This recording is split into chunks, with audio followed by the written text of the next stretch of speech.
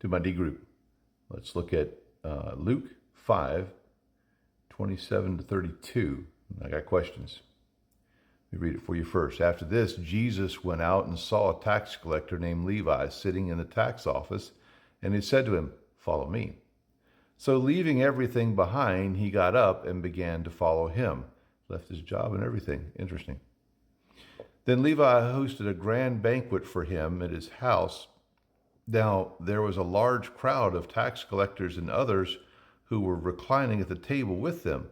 But the Pharisees and their scribes were complaining to the disciples, "Why do you eat and drink with tax collectors and sinners?" And Jesus replied to them, "It is not those who are healthy who need a doctor, but those who are sick. I have not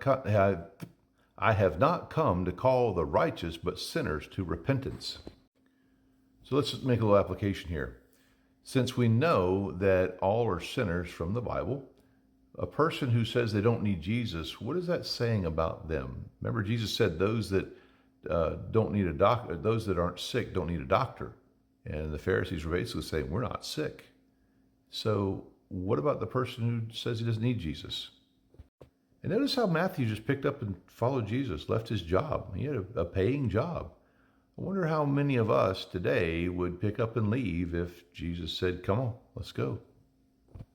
Also makes me wonder, what kind of history did Matthew have with Jesus prior to this calling?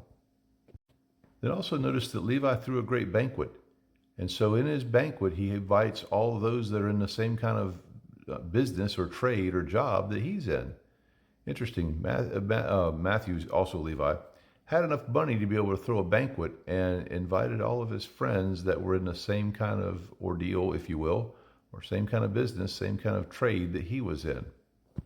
How does that help me as I look to reach others for Jesus?